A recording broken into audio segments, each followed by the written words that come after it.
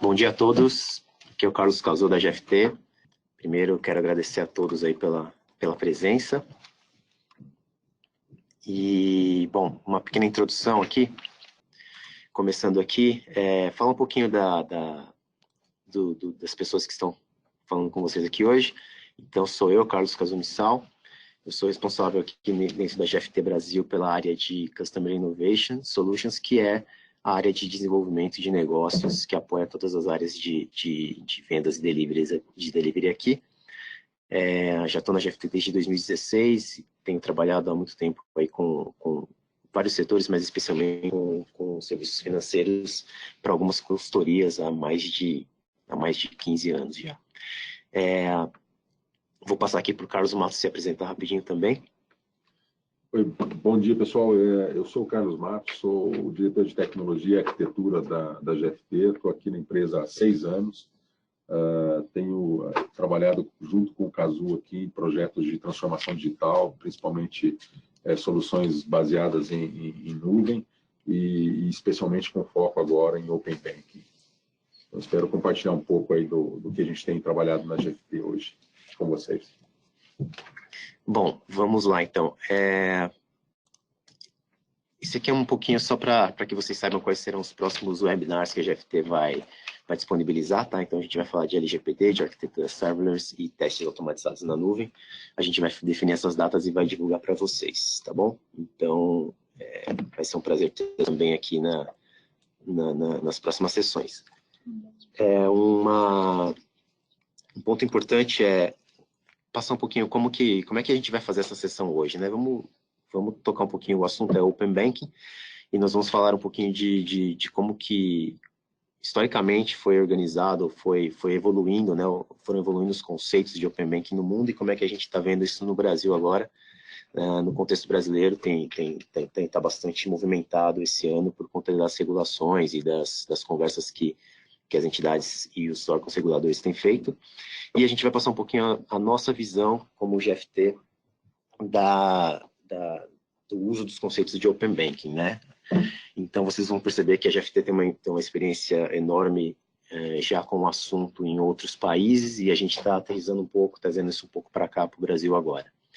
E como o Matos falou, né, eu e ele, a gente tem trabalhado muito forte em atender alguns clientes, as jornadas de transformação digital e invariavelmente passa pelo assunto do Open Banking, tá? Então, a gente vai levar aqui em torno de 45 minutos para passar esses conteúdos e depois abrir para perguntas também, mas fiquem à vontade para enviarem as perguntas e conforme for a gente vai respondendo aqui ao vivo, online, ou então a gente se não der, a gente deixa mais para o finalzinho, tá bom?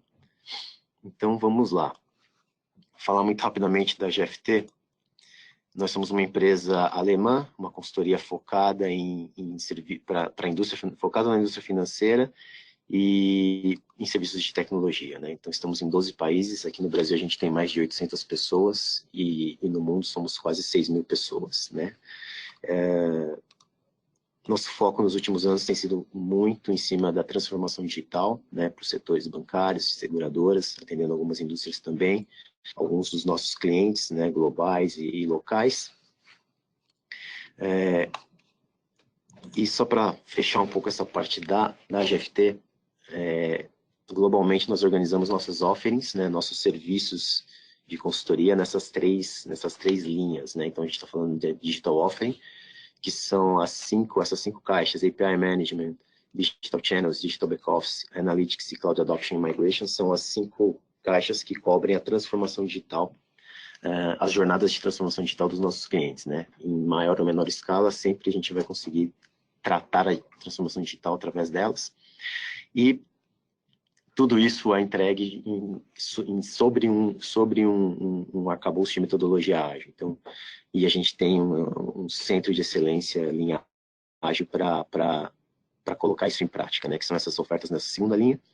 E claro, a gente não pode esquecer que existem os legados e existe uma necessidade de mantê-los e de modernizá-los. Então, a gente tem uma oferta específica também muito focada para fazer a sustentação das aplicações e a modernização das aplicações.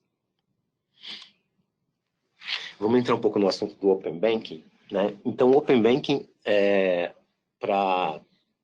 acho que só para passar um pouquinho alguns conceitos, vem muito em linha com a questão da transformação digital, né, que tem mudado muito a forma, né, de se fazer negócios, de se acelerar os negócios, né? Essas novas tecnologias, esse uso de práticas ágeis que eu acabei de comentar, permitem que essa transformação aconteça, e é uma transformação que é totalmente disruptiva e inovadora. Não tem e inevitável, não tem como fugir disso mais. Inclusive, até estudos de economia, né, colocam a transformação digital é um fator que está mudando muito os rumos das economias. A gente tem percebido, a transformação digital tem começado, tem afetado principalmente os canais, né? Principalmente os canais digitais que afetam a experiência do cliente, e é onde basicamente a gente começa a perceber o valor da transformação digital. Obviamente depois isso se expande, e aí você percebe que tem surgido nesse novo ecossistema uma série de novos players, né? E aqui, quando a gente fala do segmento financeiro, a gente está falando muito das fintechs que vêm complementar ou trazer serviços inovadores para um mercado estabelecido. E aí, a gente sabe que o nosso setor é muito regulamentado, né? E então existe claramente uma necessidade de entender, de contextualizar e de colocar algumas regulamentações para o funcionamento dessas novas ideias, desses novos conceitos e dessas novas tecnologias. Isso pode acontecer. A gente sempre gosta de usar na GFT e isso reflete muito o momento dos nossos clientes, né?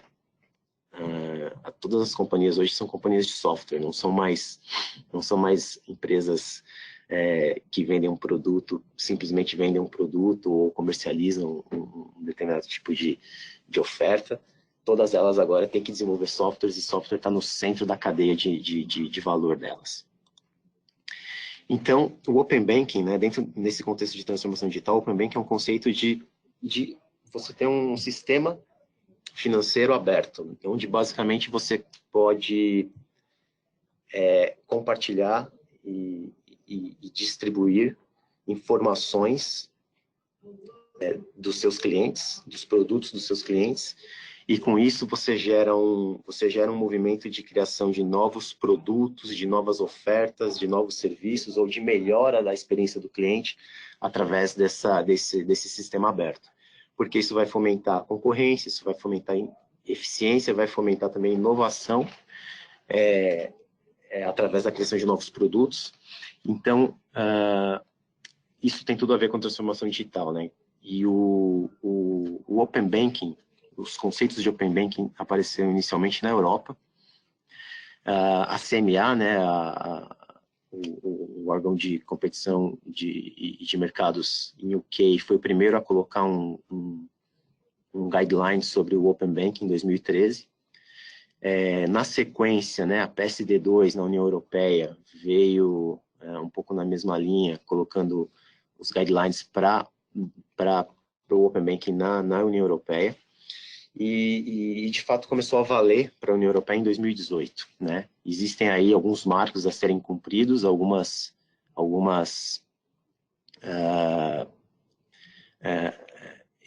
eventos dentro do planejamento do Open Banking na Europa, mas desde 2018 já está ocorrendo, né, esse movimento de abertura, e isso tem movimentado muito a questão de desenvolvimento de novas tecnologias e assim por diante. Então, como a gente comentou, o Open Banking é muito baseado, né, em fomentar a inovação, coloca o cliente totalmente no centro da cadeia, né, de valor, e aí surge uma questão super importante, que é como que o cliente vai se sentir protegido nesse novo ecossistema, onde as informações vão trafegar de uma forma mais livre, mais aberta, né? Então, existe um conceito, ou existe uma preocupação, que é um princípio de que a informação é do cliente. Então, ele tem que ter o controle sobre isso, independente sobre como que esse sistema vai rodar ou como que isso vai funcionar, tá? Então, isso é fundamental, a gente vai falar um pouco disso.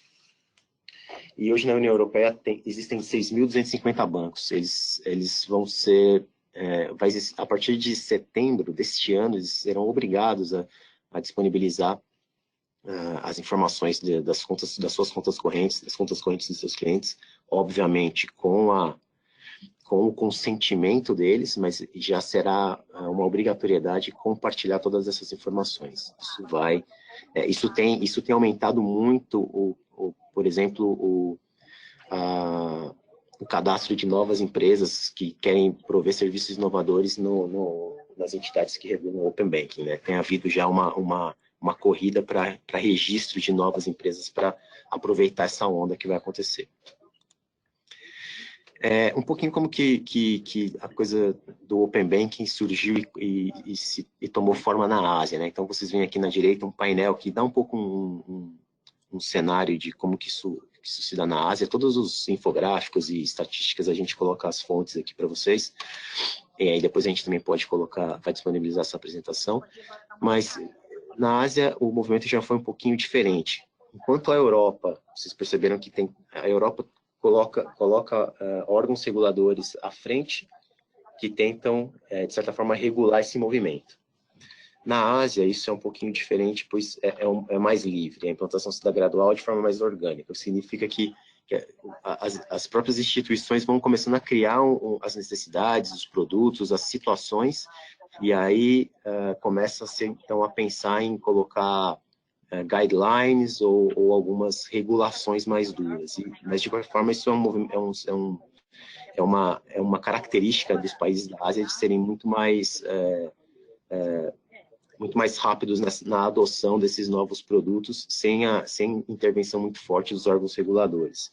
Então, isso basicamente, Singapura é o mercado mais maduro nesse sentido, porque começou isso em 2016, Hong Kong e Malásia vieram na sequência e começaram a colocar seus guidelines também. Interessante é que na Europa, o Open Banking ele está muito forte, ele está baseado nos serviços de pagamento. Na Ásia, ele por essa questão, por essa liberdade maior, cada país, cada mercado atua da forma como entende que faz sentido do ponto de vista de negócio. Então, Malásia, por exemplo, começou por seguros e cartões de crédito e não por serviços de pagamento. Então, o escopo na Ásia acaba sendo um pouquinho mais amplo do que o que tem sido regulado na Europa. Então, basicamente, o que a gente vê aqui é um pouco do que eu acabei de falar, é que a Europa tem um modelo muito mais regulado, um modelo muito mais controlado, órgãos que estão observando e tentando dar uma certa padronização para o movimento e coloca muita atenção sobre a privacidade dos dados dos clientes.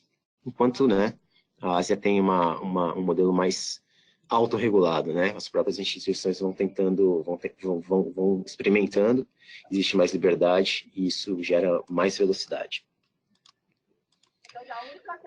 Vamos falar um pouquinho de como é que o Open Banking está aterrissando no Brasil, né? Acho que isso aqui é uma parte interessante após esse contexto, é interessante ver como que isso está chegando aqui, quais são as principais ideias que tem o Open Banking aqui. Então, esse ano, especificamente, 2019, a gente vê muitas e muitas matérias na mídia, né? Isso aqui é só uma para dar um exemplo,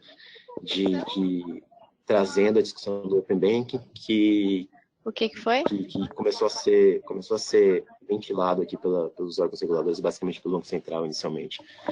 Que haverá uma adoção do Open Banking, ou seja, os bancos terão que abrir os dados dos seus clientes e dos produtos dos seus clientes e dos seus próprios produtos nessas novas arquiteturas abertas. E isso né, algo que o Banco do Brasil, o Banco Central do Brasil agora começa a gerar as discussões. Tem muitos grupos de trabalho, muitos grupos de estudo, fazendo visitas ao redor do mundo, tentando trazer um pouco uma ideia, uma proposta para o Brasil. Então, agora até no final do mês de abril, o Bacen soltou aqui, né, um comunicado sobre alguns requisitos fundamentais do que ele chama de sistema financeiro aberto, que é o Open Banking, né? Ele já havia colocado, basicamente, essas informações nos seus canais, mas ele soltou esse comunicado e colocou algumas informações novas aí. Mas, basicamente, né, o que está acontecendo é que o Bacen vai propor para o Brasil, ou está propondo para o Brasil, uma regulamentação muito similar ao PSD2, ao modelo europeu. Com os motivos, né, acho que aqui no Brasil existem algumas características interessantes. Fomentar a concorrência dentro do mercado financeiro brasileiro é muito importante. Concorrência e eficiência são as principais motivações que o Bacen coloca. A gente tem um mercado que é muito concentrado ainda, né? Então isso faz sentido, faz muito sentido que a gente tenha um fomento a essa concorrência, porque se não for assim, a gente vê que é muito difícil de novos entrantes, né, conseguirem espaço nesse market share. O escopo no Brasil vai ser sobre a questão dos dados em cima de serviços de pagamento, assim como na Europa, né? E ele vai determinar, o Bacen vai determinar quem são os participantes obrigatórios. E, do ponto de vista de regulação, o Brasil quer fazer como na Europa, quer ter uma regulação forte. O Brasil é um país que regula demais, né, o mercado financeiro, isso historicamente a gente sabe, isso é considerado até uma das fortalezas do nosso sistema financeiro. Contudo, o Bacen está colocando também que, em alguns aspectos, a autorregulação é importante. E na nossa visão como GFT, a gente também entende isso, que é importante que tenha uma certa liberdade em determinados assuntos. Tá? A gente vai falar um pouquinho sobre isso também. Então, nessa proposta do Open Banking para o Brasil, o que o Bacen está colocando como escopo é que, primeiro, terão que ser liberadas as informações de dados de produtos e de serviços das instituições autorizadas. Então, quem estiver participando vai ter que colocar as informações dos seus produtos, enfim, de toda a sua rede de atendimento, das suas taxas, das características, das condições dos seus produtos. Essas informações terão que ser públicas e disponibilizadas para quem quiser, né, capturá-las. A coisa fica mais séria mesmo quando a gente fala de disponibilizar os dados dos clientes. E aí nós estamos falando de dados cadastrais, né? Colocar todos os dados dos clientes à disposição de forma aberta, e os dados transacionais, né? Então, relacionados às contas de depósito à vista, as contas de depósito a prazo, extratos de movimentação, enfim. E também a questão dos serviços, né? Falando de serviços de pagamento, que é o escopo, quais são, né, todas as informações dos serviços transacionados relacionados a pagamentos, débitos diretos em conta, transferência, pagamentos instantâneos, né? Que tem surgido muitos players nesse segmento agora. Fecha um pouco o escopo do que tem que ser mostrado, do que tem que ser liberado pelas entidades. Então, assim, claro, né? Quando a gente olha esse item 2, dados brutos dos clientes, isso aqui é muito, muito sério, porque aí a gente entra na questão da privacidade, da responsabilidade, da corresponsabilidade pela divulgação desses dados, que é um pouquinho do que a gente também vai comentar rapidamente. Então, o Bacen coloca nesse último comunicado que saiu, ele coloca que a autorregulação, ele tem uma expectativa de que a padronização tecnológica fique a cargo dos próprios participantes. Isso é muito, muito interessante, né? E a gente entende que isso é muito bom porque tentar padronizar tecnologicamente o Open Banking, a gente entende que não é a melhor alternativa, né? Até porque a gente vai ver um pouco de como é que tecnologicamente a gente está nesse momento, e vocês vão ver que tem muito espaço para novas tecnologias ainda se amadurecerem, né? Então, essa questão para a gente é bem positiva.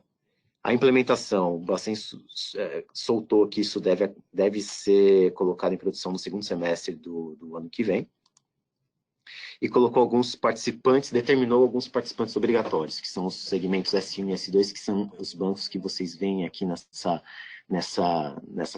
tela do site do Bacen. Tá? Então, esses participantes já são dados como obrigatórios, e ele coloca que outros participantes podem ser outros segmentos, né? Porque aí os outros bancos estão em outros segmentos dentro da classificação do Bacen, podem ser obrigados a participar desse sistema. E, obviamente, isso tem uma razão, né? Esses bancos do segmento S1 e S2, eles concentram a maior parte dos clientes, do volume de dados e do sistema financeiro. Para fomentar a concorrência, esses players têm que ser obrigados a participar, porque eles têm que ser, a informação está com eles, né?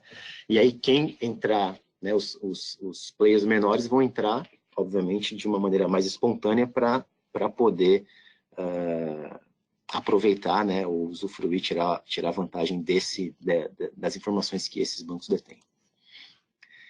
Alguns pontos de reflexão importantes, né, eu não vou lê-los aqui, mas a gente coloca, nós aqui na GFT estamos focando muito em questões relacionadas à privacidade, então a LGPD, que é o próximo webinar que nós vamos fazer, inclusive, que é a Lei Geral de Proteção de Dados, ela entra em vigor em julho do ano que vem, então, né, e ela coloca alguns princípios sobre a responsabilidade, o uso das informações dos clientes.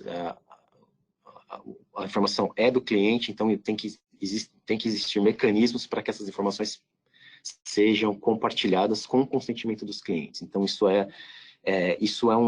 vai totalmente de encontro ao que o Open Bank está colocando de abertura, e então são dois pontos de vista que tem que convergir lá na frente e que tem que ser tratados, né? A LGPD dentro do contexto do Open Bank.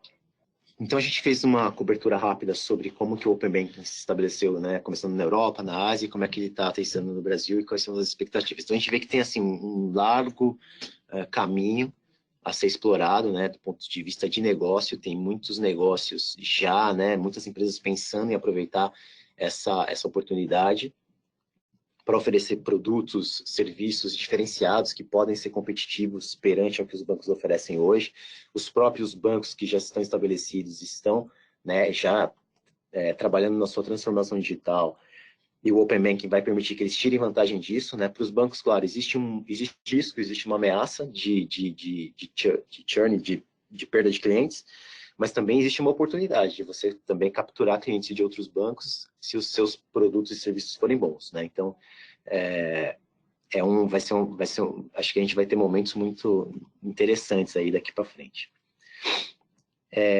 Vamos falar um pouquinho da visão, né? Agora a gente vai falar um pouquinho da visão da GFT sobre a questão de Open Banking, mas não do ponto de vista de implementação, mas do ponto de vista de tecnologia. Vamos falar um pouquinho de tecnologia, vamos falar um pouquinho de modelo de negócio, de o que se pode explorar a partir dessa abertura, desses sistemas. E aí a gente depois aterriza um pouco em algumas experiências, a gente tem alguns vídeos para mostrar, o Matos também vai comentar alguns casos aqui de sucesso que a gente tem, que são relacionados a alguns aspectos de negócio e de tecnologia, tá bom? Então, primeiro vamos pensar um pouquinho em direcionadores estratégicos. Isso aqui é uma pesquisa do ISG, com CIOs no Brasil, falando um pouquinho de transformação digital. E quais são os direcionadores estratégicos que as empresas têm observado hoje, né? E aí a gente destacou alguns aqui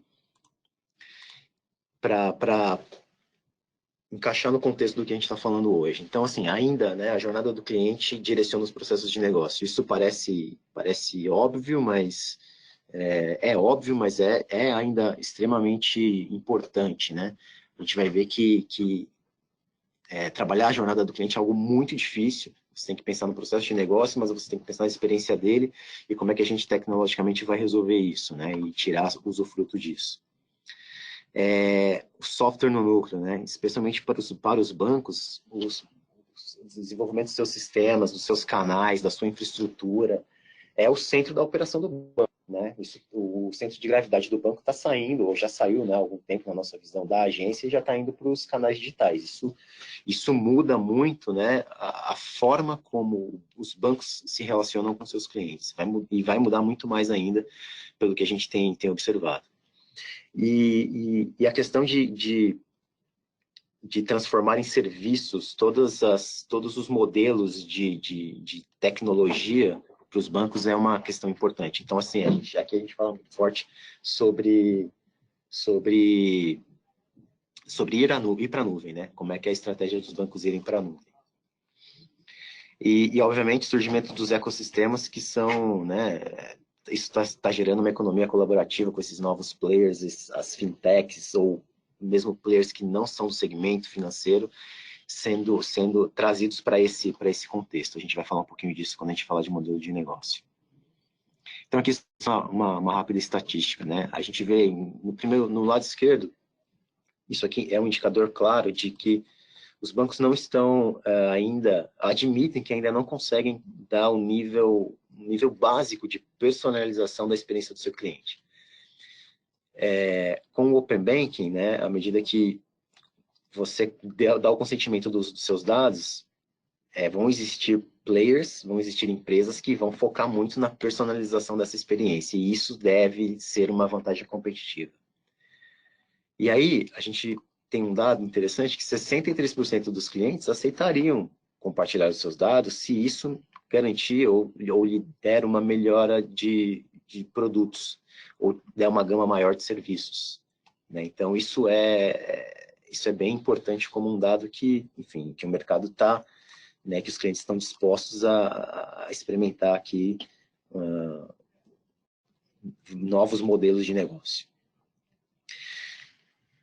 Antes de entrar em tecnologia, a gente só gosta de falar, isso a gente tem comentado bastante com os clientes, que assim, o Open Banking é diferente de uma estratégia de Open APIs, né? Então, a gente vê muita questão de ter marketplaces de APIs e abertura das suas APIs para o mundo. Isso é uma forma, né? Mas o Open Banking é maior do que isso. O Open Banking é diferente do que um conceito de Open APIs, né? Ele é maior nesse sentido. Ele gera um modelo de negócios efetivamente, né? Então, ele permite que você pense em situações, em experiências, em produtos que são novos, disruptivos, inovadores para os clientes. E aí a gente vê muito claro que existe uma mudança muito forte no conceito do banco no centro e as suas conexões de um lado e as suas distribuições do outro, né? Então, hoje esse é um modelo que, de certa forma, ele é limitado, e aí a gente começa a ter, aí a gente abrindo abrindo os limites dessas conexões, dessas distribuições, você pode pensar em, né, trazer fintechs para incorporar os serviços do banco. Tem fintechs que querem até, muitas vezes, tirar o banco do caminho desse negócio, né? E você pode distribuir para redes que não são necessariamente seus clientes, mas que são redes de outros parceiros, como, por exemplo, uma rede de distribuidora de retails e assim por diante. A gente pode pensar em conceitos de produtos novos, como um crowdfunding via web, e o banco pode estar por trás disso e ajudando a distribuir isso, por exemplo, para uma rede de clientes de uma telecom via celular, enfim, né? Então, a gente pode pensar que modelos muito disruptivos, e isso, no final, que a gente quer colocar é que existe uma matriz agora N por N, né? Você tem uma conexão, você pode ter inúmeros participantes, e na distribuição você pode pensar muito além dos seus clientes tradicionais, tá? Então, aqui eu tenho até um vídeo rápido para mostrar para vocês de um produto que um banco alemão, de uma empresa alemã, colocou um banco no ar, e a GFT ajudou na elaboração desse projeto, na execução desse projeto. Pessoal, enquanto o Cazu está vendo o vídeo, só para compartilhar com vocês aqui, eu queria agradecer aí a participação do Valério Silva, do Vladimir, do Cláudio Maia, do Luiz Santos, o Marcelo Marques, o Elias Cury, o Roberto Bastos. Eu estou respondendo todas as perguntas que vocês enviaram aqui, tá? E na medida do possível, podem continuar interagindo, enviem mais perguntas que eu vou estar aqui em paralelo tentando compartilhar um pouco com vocês dessas informações. Eu vi aqui o Vladimir Silva aqui com raise hand, não sei se ele tem alguma pergunta, só dá uma olhada, por favor. Eu acabei de responder o Vladimir. Tá legal. O vídeo não soltou aqui, pessoal, mas não tem problema. É um case onde eu vou contar muito rápido. Uma operadora de telecomunicações, a O2, na Alemanha, que é o operador da Telefônica, né, naquele país, lançou um banco 100% digital, baseado num banco como plataforma de uma empresa chamada Feeder. da qual a GFT é parceira e participou desse projeto, onde eles colocaram um banco no ar totalmente disruptivo, 100% digital e direcionado para os clientes dessa telecom, né? E aí ele cria uma série de novas formas de relacionamento, ele é muito forte numa questão de comunidade, de colaboração, e ele permite que você também agregue serviços, informações de outros bancos, de outras entidades dentro da sua plataforma. Então é um case muito rápido, um vídeo de 15 segundos, mas ele dá essa visão. Tá? Então, esse é um dos primeiros cases que a gente queria mostrar. Isso só, ao final, reforça a nossa visão de negócio em cima do Open Bank. O que a gente tem visto e dito muito por aí é que o banco está cada vez mais no centro de uma cadeia de valor e ele deve ser cada vez menos percebido pelo cliente. Então, né, uma coisa bem até contraditória. Ele está no centro de uma cadeia e ele é menos percebido. Por que menos percebido? Porque o banco está expandindo as suas fronteiras também. Com o Open Bank ele pode atuar em áreas, em momentos da vida do usuário que ele não poderia. E ele pode não ser apenas um provedor de serviços financeiros, ele pode ser um provedor de serviços em geral. A gente fala isso, a gente tem uma linha de produtos, ou uma linha um conceito que a gente chama de Life Moments and Life Services, que fala disso, que é a nossa visão do banco no futuro. O time to market super rápido, né? Não é mais rápido, agora ele é super rápido, porque com todas essas opções e todas esses players, isso pode... a ideia é que exista um ciclo super curto de lançamento de produtos, mas isso não vai acontecer se isso não for muito bem estruturado em práticas Lean Ágil, em toda a cadeia de valor, né? Não apenas na questão da tecnologia. E isso tem que ser o mais automatizado possível dentro dos ciclos de Dev, Sec e Ops. E o Sec é importante por conta do Open Banking também, né? Sem o Sec passa a ser um componente extremamente crítico quando a gente está falando de dados dos clientes, e no ciclo de desenvolvimento dos próprios produtos, a questão da segurança já tem que estar embutida. Não dá para pensar na segurança depois que você cria o produto, você tem que pensar na segurança agora na criação, na concepção do produto. A questão a questão do próprio uso de APIs, né? Então você tem que ter uma estrutura mais desacoplada possível para poder fazer o usufruto do Open Banking. Isso é muito mais fácil para os bancos que nascem digitais do que para os bancos tradicionais que têm estruturas monolíticas ainda, né, no seu legado, no seu core. E a transformação digital começa no canal, mas ela invariavelmente vai para o back-office. Então a gente tem um conceito de zero back-office que basicamente é uma operação de back-office que é baseada muito no uso de tecnologias digitais, né, da desmaterialização aí do processo de back-office. Se os bancos, se as empresas não fizerem isso, não basta você ter um canal digital muito potente se você não tem um tratamento muito igualmente potente no back-office, né? E aí, porque senão você começa a perder valor ou destruir valor que você capturou lá na ponta. Então, para fechar um pouco essa parte do negócio, como a nossa visão conceitual do Open Banking, o banco ele é um curador, né, no centro da cadeia. E o interessante aqui é que a gente entende como uma oportunidade de novos produtos, novos serviços, novos players nesse fluxo, porque isso vai criar soluções melhores para os clientes. E os bancos que souberem aproveitar isso vão disponibilizar isso para os seus clientes. E aí o ponto aqui, não é apenas o banco que vai criar isso.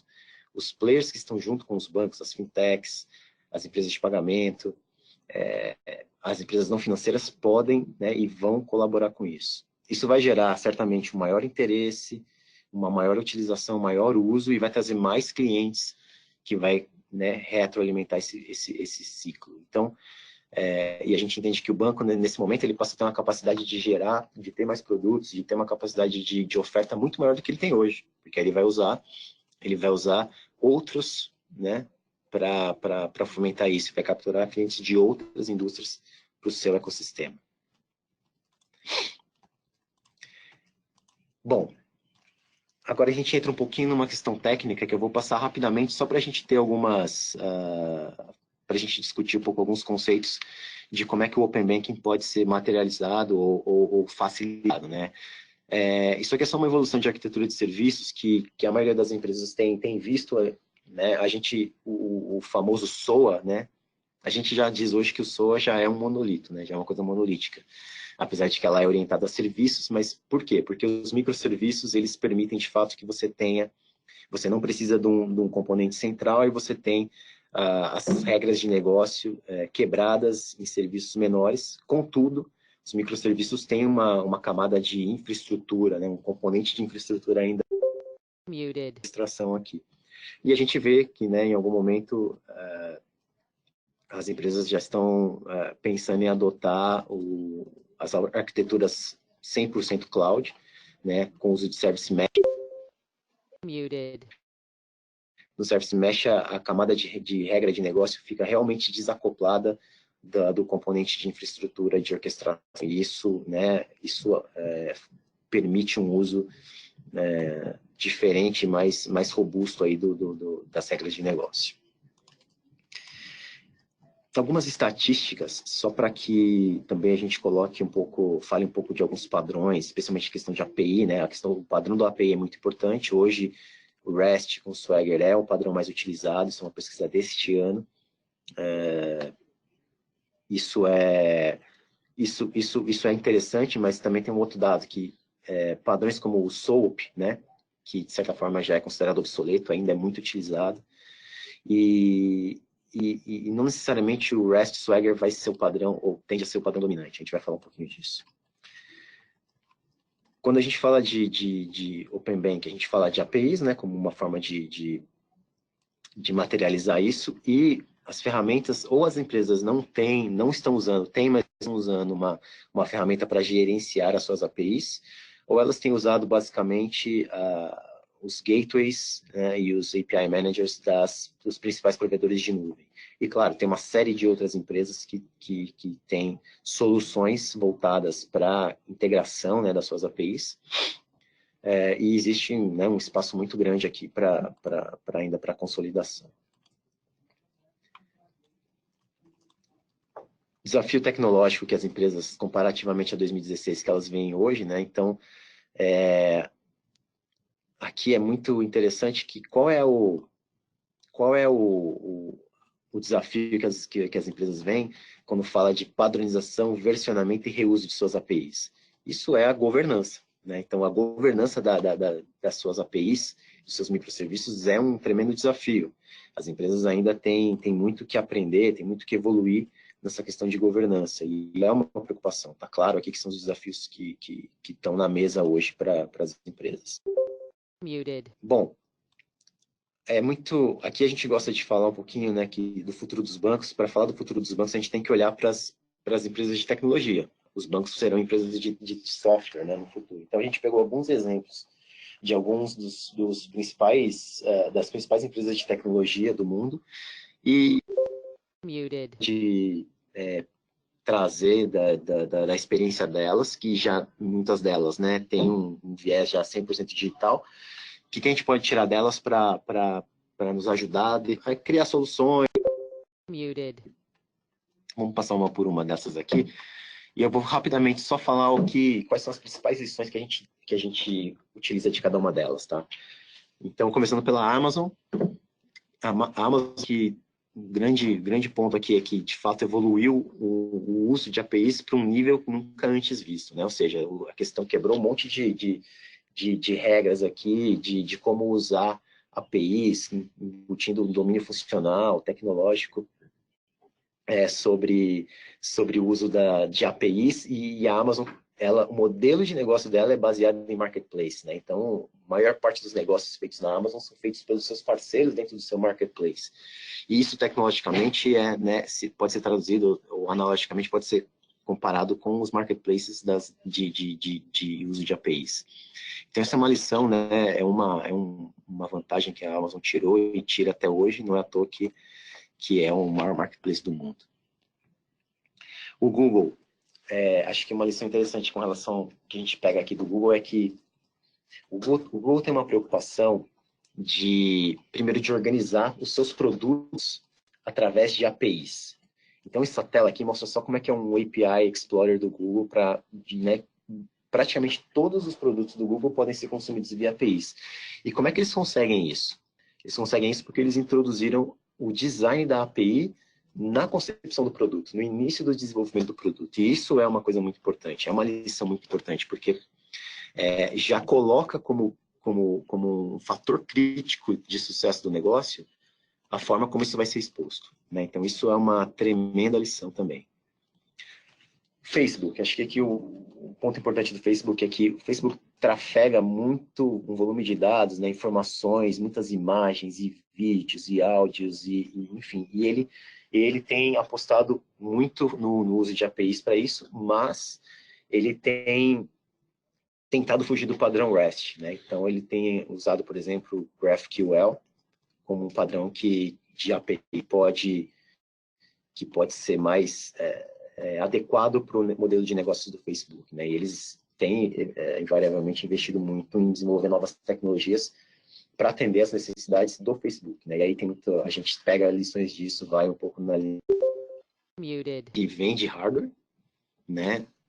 É famosa pelos seus hardwares, mas assim, uma das grandes vantagens competitivas da Apple é ter na sua Apple Store mais de 2 milhões de apps. Então, assim, um uso quase que para qualquer coisa que você imaginar, é um uso ilimitado do device, né? Potencializa o uso do device através dos apps que ela tem na sua loja. E esses apps, né, a grande maioria não é da Apple, não é feito pela Apple, é feito por um grupo de colaboração ali gigantesco que gera um marketplace, gera um modelo de negócio, gera receita através desses apps, enfim. Então, nenhuma companhia conseguiria, né, ter recursos suficientes para construir sozinha um marketplace e organiza isso de uma forma muito, né, muito interessante. Aí, quem é de tecnologia conhece o GitHub, né, usa bastante para controlar aí os seus desenvolvimentos. E aqui uma lição interessante de empresas como o GitHub é que o GitHub já tem envolvido desde algumas versões os seus clientes, ou seja, seus desenvolvedores ou as pessoas que consomem o serviço da GitHub na definição das APIs. Então aqui, né, similar ao que o Google faz, o interessante aqui é que a partir de uma comunidade open source, eles trazem os clientes, quem vai consumir essas APIs, para ajudar na definição. Isso é legal porque você cria um negócio muito mais fit para o seu usuário final, né? A experiência do usuário deve ser melhor ainda, uma vez que ele participa da definição daquela API. E por último, tem a Stripe. A Stripe é uma empresa que hoje já vale mais de 20 bilhões de dólares e basicamente ele é um grande portal que fornece APIs para qualquer indivíduo ou empresa criar um serviço de pagamento. Então você pode consumir APIs da Stripe para montar o seu serviço de pagamento.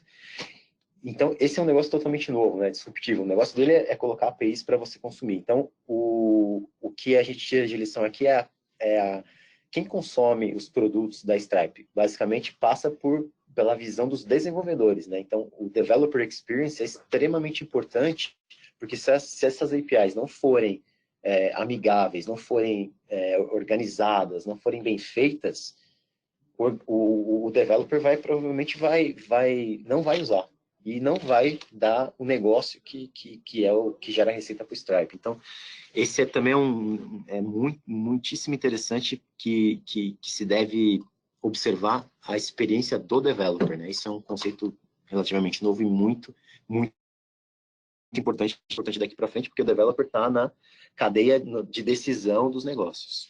Sem dúvida. Eu queria aproveitar só para acrescentar algumas informações que nas perguntas que a gente está recebendo aqui do webinar, existem vários pontos relacionados à segurança. Quais são as preocupações relacionadas à segurança na implementação desse modelo de OpenAPI? Então, existem várias abordagens, né? Eu acho que esse é um tema até para a gente planejar aí um webinar focado nesse modelo de construção de forma segura, disposição dessas funcionalidades, mas, sem dúvida nenhuma, é um ponto sensível e as empresas hoje elas estão prevendo no processo de desenvolvimento já políticas de segurança internas para endereçar as regulamentações que existem e adicionar uma camada extra de segurança aí para expor as suas funcionalidades. Então, existem abordagens diferentes no momento em que você expõe as suas funcionalidades ou as suas APIs para o mundo externo, né? Você pode também ter um conjunto de APIs atendendo integrações internas dentro da sua empresa, mas especialmente aquelas que você está expondo para o mundo externo, existem algumas recomendações de segurança que devem ser seguidas, sem dúvida nenhuma. Isso faz parte do processo de desenvolvimento da API. Isso vem em conjunto com uma recomendação que a GFT tem, respondendo aí a pergunta do Valério Araújo, sobre como que a gente pode criar um framework, né, para publicar essas APIs. Então, na nossa visão, a construção de uma economia de APIs saudável, ela passa pela estruturação do que nós chamamos de um centro de excelência de API, ou um escritório de API, como você prefere chamar, e esse escritório de API ele é responsável por definir essa estratégia da empresa para expor as funcionalidades, ou seja, vão elencar quais funcionalidades serão expostas, de que forma essas funcionalidades serão expostas, quais são as políticas de segurança que elas devem atender e atentar para as questões de regulação, como o LGPD agora, né? Então, esse escritório ele é composto por um time de governança, um time de desenvolvimento, de implementação propriamente, e um time de segurança. E são essas pessoas que definirão essa estratégia de uma forma mais ampla antes de você começar a construir. Você precisa estruturar essa equipe para que essa equipe possa fazer um planejamento, apresentar uma visão de longo prazo de como você vai mover essas funcionalidades para esse universo de APIs, né? É algo que nós podemos depois compartilhar isso com mais detalhes, tudo, mas sem dúvida nenhuma é fundamental para o sucesso dessa implementação de uma economia de API na sua empresa. Bacana, Matos. Então agora vamos passar um pouquinho a visão da questão da GFT. A gente começou um pouquinho atrasado, mas a gente já está chegando no final. Para a gente também abrir para mais perguntas aí. Isso aqui é só um infográfico que conta um pouquinho como é que é a jornada de Open Banking para os serviços financeiros. E aí, não quero me estender muito aqui nesse painel, mas as informações que eu queria compartilhar com vocês aqui é o seguinte. Primeiro, né, vocês veem aqui que pelo menos nesse momento, não há como desvincular o Open Banking de uma esteira Agile DevOps e de uma arquitetura de API e microserviços. Isso né, é intrinsecamente ligado. Dentro, toda a jornada, o ponto de partida sempre no cliente, né, vai permear a experiência dele. E quando a gente fala de experiência do cliente, a gente tem 3 conceitos, a GFT trabalha com 3 conceitos que a gente entende que são fundamentais para a questão da Customer Experience. Uma é a personalização dessa experiência, tá? O Open Banking e as tecnologias novas permitem que a gente crie formas de personalizar essa experiência, independente do canal, independente do device que o cliente está usando, independente de onde ele esteja. Um conceito que na Europa já está muito, tá fervilhando, né? Tá muito em alta, é a questão de contas agregadas. O Open Banking vai permitir que você tenha provedores de serviço que os próprios bancos ou não, que agreguem contas e toda a sua vida financeira dentro de um único espaço. E aí, quem fizer isso melhor, quem fizer isso com uma melhor experiência, quem fizer isso com maior cobertura, vai ter vantagens, e aí o banco começa, né? Você tem conta em 2, 3, 4 bancos, 2, 3, 4 corretoras, você pode começar a ter uma visão centralizada disso, e quem conseguir, né, manter o cliente fiel a um desses agregadores pode tirar vantagens competitivas enormes, porque vai ter um conhecimento, né, e vai conseguir centralizar uma quantidade de informações enormes. E a gente fala dos life services. O que são os life services? A gente fala, né, aqui a gente tem utilizado o termo momentos de vida e serviços para a vida. Então, o banco atuando no momento de vida do cliente. Então, você não vai mais contratar apenas um financiamento imobiliário. Você vai adquirir um imóvel porque você acabou de se casar, ou porque você precisa de um imóvel maior, porque você teve um filho, né? Você não vai contratar um plano de previdência privada, você vai fazer um planejamento da sua aposentadoria, né? Então, para cada momento da vida do cliente, o banco tem que pensar nessa experiência e tentar endereçar, né, resolver, ajudar o cliente nesse momento de vida, não vendendo um produto bancário, e sim vendendo uma experiência.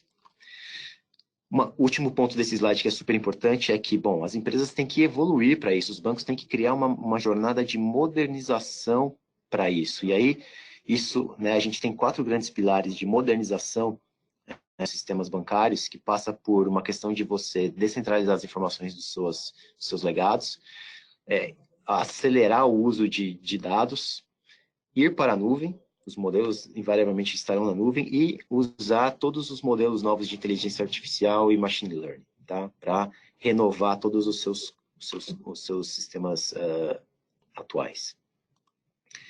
Isso aqui são os momentos de vida que eu havia comentado, eu já vou passar muito rápido, porque aqui é só explicando aquilo que a gente falou, então vocês podem ver aqui, né, na direita, que o cliente tem momentos de vida, ele tem a carreira, ele tem a saúde, a família, as viagens, a aposentadoria, como ele interage com o entorno, como ele utiliza, se desloca, e assim por diante, e o banco tem que estar em cada um desses momentos dele. E agora, bom, e aí aqui também, para cada momento de vida, você pode ter serviços, né, de vida, então isso explode né, de uma forma aqui exponencial. Você pode pensar numa experiência do carro, você pode pensar em N serviços que ao redor desse momento dele. Tá bom? E muito bem, e aqui também só uma jornada de transformação de Open Banking, como é que a GFT enxerga, quais são os principais elementos dentro de uma jornada do Open Banking para os bancos. Então, né, a gente falou muito de API, isso ainda é o principal caminho, porque você vai ter que a abertura do banco para o mundo exterior vai se dar via as plataformas, as arquiteturas abertas, API, microserviço, estratégia de cloud, o uso dos dados.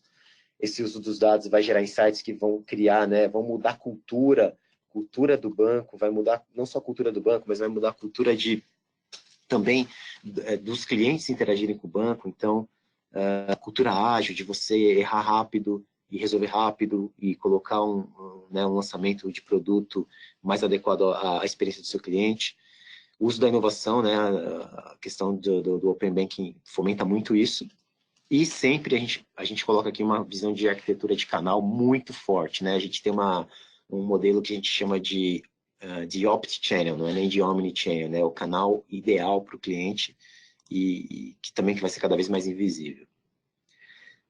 A gente fala um pouquinho de modelos de rentabilidade, então só para passar muito rápido, existe a forma mais clara é monetizar o uso de APIs, né? Esse é o modelo que o Open Banking tem usado, mas aí você pode partir para modelos mais sofisticados, você vai monetizar parcerias, o banco vai ter, né, nas suas conexões parceiros que vão trazer algum tipo de receita através de algum convênio, através de alguma parceria financeira. E quando você monetiza visão e relacionamento, a gente está falando de monetizar, né, da fidelização do cliente, através de atendê-lo com uma experiência melhor, atender os seus momentos de vida. E isso são formas de você monetizar também o Open Banking. E aí, né, a gente tem visto o Open Banking em algumas fases, principalmente na Europa, como é que tem se dado e como é que isso tem sido também trabalhado a questão de monetização e criação de novas receitas. Então, os momentos de vida estão nesse momento agora, né, nessa segunda geração de Open Banking que a gente entende, toda a parte de monetização de APIs também. E aqui, acho que a parte importante é falar que essa terceira geração vem em cima dos serviços de agregação e os modelos de monetização que estão por vir, né, são ainda a ser explorado. A gente ainda não tem aqui uma lista de como é que você vai monetizar isso, mas existem, né, muitas possibilidades e acho que isso é bastante excitante aí para o futuro. Então, eu queria passar um pouco rapidamente também essa visão de monetização na linha do tempo da evolução do Open Banking. E, enfim, né? E para fechar, isso é a criação do círculo virtuoso, né? Tudo isso que a gente viu desses conceitos vai permitir que a gente volte naquela questão do banco no centro dessa cadeia, como um curador que vai conseguir, de fato, atrair parceiros, participantes dessa cadeia, que vai criar boas soluções, que vai trazer produtos inovadores, que vai gerar interesse e vai aumentar a cadeia, né, de distribuição, ou seja, o lado dos clientes, vai aumentar o uso, isso vai ser retroalimentado. E claro, né, isso vai gerar muita competição, vai fomentar a inovação, e sendo dessa forma vai ser um círculo virtuoso, que é o que a gente espera. E é como a gente entende, como a GFT entende esse modelo de Open Banking. Tá bom? E é isso, acho que só para alguns rápidos de algumas experiências, não vou citá-las aqui, mas só para que vocês percebam o que é importante passar aqui para vocês. Alguns clientes com quem a gente tem atuado e que desde 2009, por exemplo, já existem iniciativas que vão de encontro a esses conceitos de Open Banking. Né? Quando a gente fala de multicanal, quando a gente fala de uma arquitetura de APIs, isso antes mesmo do Open Banking ser uma realidade, já se trabalhava nesses modelos de forma mais estratégica ou de forma mais tática, mas alguns bancos já estavam trabalhando sobre isso, tá bom? Aqui também alguns exemplos rápidos de estratégias de Open APIs, como é que a gente tem trabalhado com os clientes e como é que o banco como plataforma também é um modelo digital muito interessante. E alguns desses cases são do Brasil, né? Então a gente também tem muito orgulho de de estar ajudando alguns clientes nessa jornada.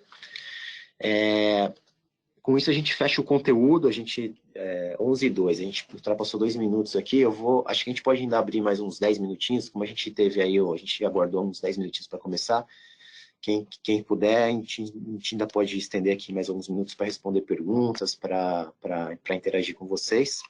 Tá? Eu vou deixar aqui os próximos webinars que a gente vai ter.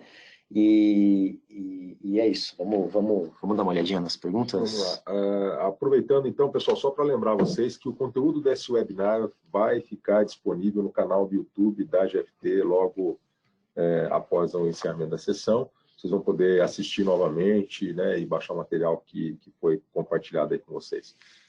Uma outra coisa, eu gostaria de lembrar a todos que participem depois da pesquisa de satisfação que vai ser enviada para vocês após a sessão. E aí, respondendo as perguntas, pergunta do Rogério Carneiro aqui agora, que está perguntando como está a adoção de cloud pelos bancos. Né? Eu acho que é um movimento que vem crescendo de forma acelerada aqui no Brasil. A gente já observou esse movimento lá fora, na Europa, nos Estados Unidos, e agora os grandes bancos já sinalizaram um movimento de adoção de nuvem pública, inclusive, aqui no Brasil.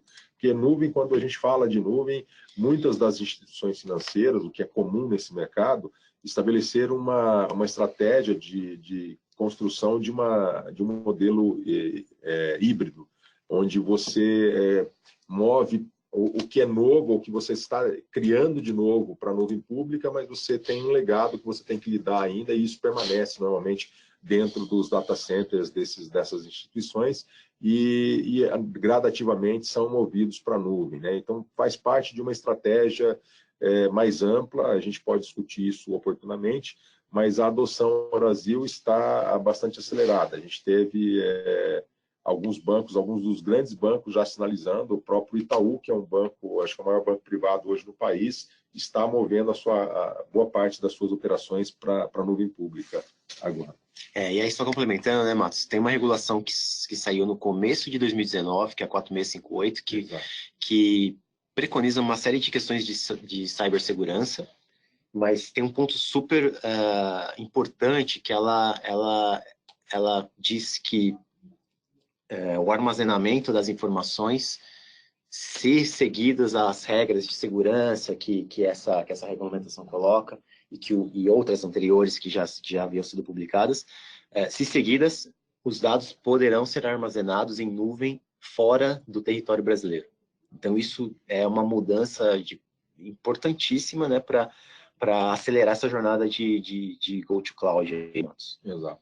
E aí o Valério está pedindo para falar um pouco mais sobre o escritório de APIs, que é essa abordagem da GFT para construção dessa economia de APIs. Então, Valério, eu vou falar rapidamente aqui de alguns dos papéis para você entender, mas me coloco à sua disposição depois, se você quiser encaminhar um e-mail, eu compartilho com você mais detalhes sobre essa abordagem.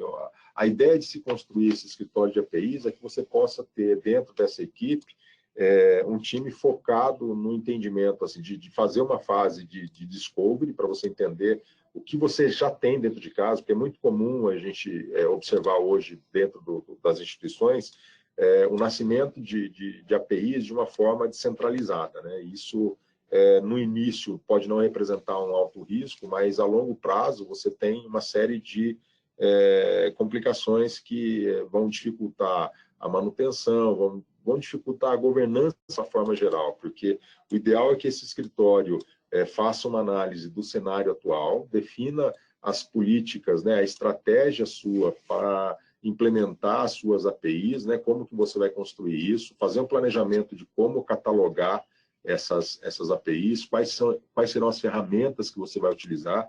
Nós não abordamos especificamente aqui os gateways de APIs mais utilizados no mercado, mas assim, você tem que definir isso logo no início para que você tenha uma padronização do desenvolvimento e aí criar modelos aceleradores que proporcionem uma produtividade maior do seu time de desenvolvimento no momento de criar novas APIs, né? Para que ele não saia do zero. Toda vez que ele tiver que construir uma API, ele começar do zero. Ele já deve seguir templates, modelos, né, padrões estabelecidos por esse escritório de API também. E esse escritório também vai definir as políticas de segurança que essas APIs deverão adotar quando expostas para o mundo externo e quando expostas internamente na sua empresa ou apenas para alguns parceiros.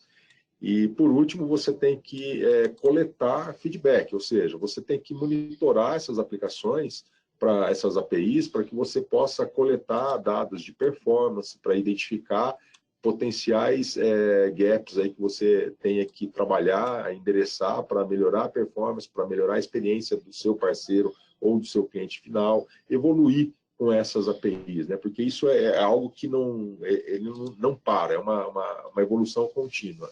Então, esse escritório de API tem essa responsabilidade. É um pouco mais amplo, eu posso compartilhar depois mais informações, mas acho que te dá uma visão mais clara do que a gente está falando. Tem uma pergunta aqui, que acho que não foi respondida, que é como garantir no Brasil a padronização de APIs, tanto para UX quanto para DX? Por exemplo, no serviço de contas agregadas, o consumo da informação de todos os bancos seguir o mesmo padrão para o desenvolvedor acessar com maior eficiência? Então, essa é uma pergunta boa do Felipe Braz, né? Aí o Matos me complemente, mas o que o Banco Central tem dito é que na questão de padronização de APIs, ele quer que as instituições se encarreguem de gerar essa autorregulação, né? Não quer, de certa forma, impor um padrão. Na Europa, houve uma tentativa de padronizar, sim, a questão tecnológica do uso das APIs, inclusive eles proibiram o screen scraping, que é a tecnologia, por exemplo, que o Guia Bolso utiliza. E agora eles estão vendo, até está sendo discutido na Europa, de permitir novamente o uso de screen scraping, porque pode fazer sentido para o negócio deles. Então, acho que a pergunta aqui eu acho que a padronização é o que deve vir a partir do uso das melhores práticas. Isso acho que é algo que deve se impor com o tempo, Felipe. Não é algo que você vai ali colocar uma regulamentação, porque o padrão tecnológico ele não vai interferir na questão, né? Ou não vai interferir tanto na questão do modelo de negócio do ponto de vista de viabilidade, de segurança, como as empresas vão materializar esse modelo. Então, elas deveriam ter liberdade para fazer isso, tá? Segundo a nossa visão. Mas é claro que pode haver alguma tentativa de padronizar a questão tecnológica. E acho que o UX menos ainda, né? Porque o UX é uma questão que também acaba dando um pouco também a identidade dos serviços que vão ser colocados. Eu acho que o Bacen, nesse caso, ele se limitou a definir quais serão as informações que as instituições deverão expor, mas ele não vai entrar no aspecto de implementação técnica, né? Então, e também assim não vai, ele está definindo quais informações serão obrigatórias, mas ele não está limitando as instituições a essas informações. O que significa que as instituições também poderão expor outras informações que elas entendam que seja útil ou seja adequado para estabelecer parcerias, para ampliar serviços para os seus usuários. Mas na questão técnica da implementação, por enquanto, eles não regulamentaram. Eu entendo também, uma outra pergunta que eu respondi agora há pouco no chat, eu entendo também que nós temos que considerar que essa é uma regulamentação muito nova, muito recente, e que provavelmente vai sofrer alterações ao longo do tempo, na medida que for ganhando uma aderência maior, né? Um outro ponto que foi comentado aqui nas perguntas no chat era assim, isso não deveria ter nascido de forma conjunta, ou seja, o modelo Open Banking e o LGPD já não deveriam ter nascido de forma conjunta? Sim, deveriam ter nascido de forma conjunta, mas é importante lembrar assim, que como toda mudança ou transformação promovida pela evolução da tecnologia, o que vem primeiro sempre é assim, surgiu a oportunidade de explorar um novo canal usando uma tecnologia que é recente, uma tecnologia que acabou de emergir. As empresas adotam isso e começam a explorar isso, e no momento que isso ganha escala, aí os órgãos regulamentadores vão olhar para isso e vão passar a estabelecer as regras do jogo, né? Isso é comum, acontece com frequência, principalmente no setor financeiro, isso é o dia a dia nosso, né? A tecnologia evolui, ela proporciona novas oportunidades, ela abre novos caminhos para as empresas explorarem, e com isso vem a regulamentação depois. Acho que é muito difícil da regulamentação nascer junto com uma nova solução como essa. Essa é a pergunta do Luiz Geller, né, que estava vendo aqui também, Matheus. Vocês só complementando que acho que na Europa o GDPR veio antes, né, dos guidelines do Open Banking. Então o Open Banking na Europa já considerou os guidelines da GDPR, que é mais madura, toda a questão de privacidade e tal. E aí acho que o Brasil tira uma vantagem disso, porque mesmo que a gente vai entrar juntos, Open Banking e LGPD, empresas como a GFT, por exemplo, a gente já traz um pouco essa visão e já tenta antecipar um pouco dessas questões, ou seja, já incorporar questões de privacidade junto com o Open Banking, mesmo que a gente ainda não tenha passado por essas questões, esses issues de privacidade, né? Então, acho que nesse momento, para o Brasil, Luiz, é vantajoso que, né, usar um pouco do modelo europeu para incorporar, antecipar problemas e riscos de segurança na implementação do Open Banking no Brasil. Tá? Muito bem. Acho que a gente também já esgotou o tempo, pessoal, e a gente está respondendo as perguntas aqui também via chat, e como o Matos falou, vai tá disponível no YouTube para vocês poderem ver posteriormente. Queria agradecer aqui a participação de todos, muitas pessoas se conectaram, muitas pessoas fizeram perguntas, então ficamos muito felizes aqui, obrigado pela participação de todos, espero que tenha sido bem proveitoso para vocês, para a gente foi bastante. Sem dúvida, pessoal, obrigado pela participação de todos vocês, fiquem atentos aí aos próximos webinars da GFT, acompanhe aí, se você perdeu o começo desse webinar, não se preocupe, vai estar disponível lá no canal do YouTube, e respondam a pergunta, a pesquisa de satisfação que será disponibilizada para vocês na sequência. Muito obrigado. Obrigado, Desconectando. Tchau, tchau.